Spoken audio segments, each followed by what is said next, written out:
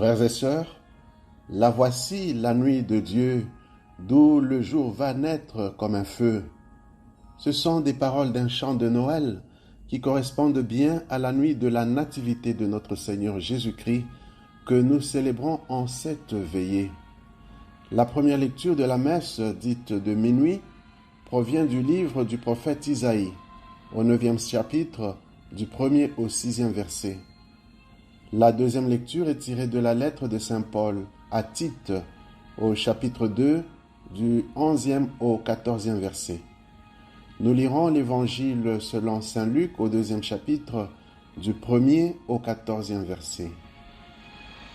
La naissance de Jésus est un événement unique dans l'histoire de l'humanité. Elle a bouleversé le cours de cette même histoire. C'est donc un événement qui nous concerne tous et chacun en particulier. La manière dont Jésus est né indique que Dieu a voulu nous rejoindre dans notre histoire telle que nous sommes, ici et maintenant, car il n'a pas besoin de protocole particulier pour venir vers nous. Nous pouvons remarquer qu'il est né en plein déplacement de Joseph et Marie qui se trouvaient à Bethléem pour le recensement. Et comme ils étaient loin de leur maison, ils ne pouvaient même pas trouver de place convenable pour la naissance de Jésus. Aujourd'hui, nous connaissons le phénomène des migrants à travers le monde, ainsi que de nombreux déplacés internes dans leur propre pays qui peinent à trouver un toit pour vivre paisiblement leur exil.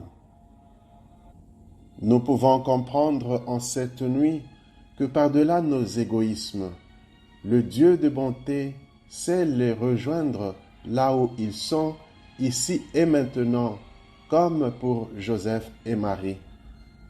Le récit de l'Évangile renseigne que la nouvelle de la naissance de Jésus n'est annoncée ni à l'empereur Auguste, ni à Quirinius, qui était gouverneur de la Syrie.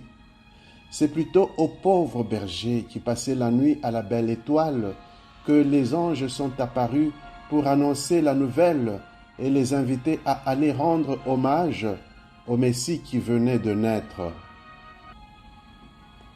Aujourd'hui aussi, la nouvelle de la naissance de Jésus peut passer inaperçue pour ceux qui se contentent de ne rechercher que leur propre bien-être dans l'ignorance et l'indifférence par rapport à Dieu et à la situation des autres.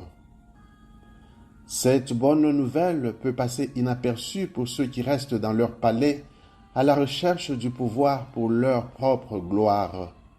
Et pourtant, il y a un autre roi qui vient de naître, le roi éternel, dont Isaïe dit qu'il sera père à jamais et prince de la paix. Tel que relaté par Luc, la nouvelle de la naissance de Jésus est davantage destinée à tous ceux qui se reconnaissent être des pauvres en esprit et qui laissent de l'espace pour Dieu et pour les autres dans leur cœur. Il y a donc un appel à accueillir dans nos cœurs le vrai roi qui vient régner dans nos cœurs et qui vient nous changer et nous sanctifier. Par sa naissance dans notre monde, Jésus vient unir le ciel et la terre. Il fait entrer sa divinité dans notre humanité. Dans le chant des anges, nous trouvons aussi la mention du ciel et de la terre. En effet, les anges proclament la gloire de Dieu au ciel et la paix aux hommes sur la terre. Autrement dit, lorsque nous œuvrons pour la paix en ce monde, nous rendons gloire à Dieu et le ciel peut se réjouir avec nous. Qu'en cette nuit de Noël, le Seigneur fasse de nous des artisans de sa paix et que cette paix règne dans nos pays et dans nos cœurs qui en ont tant besoin.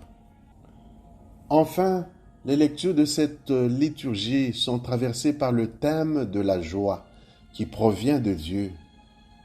Il s'agit de la joie d'être sauvés par Jésus que Dieu nous envoie.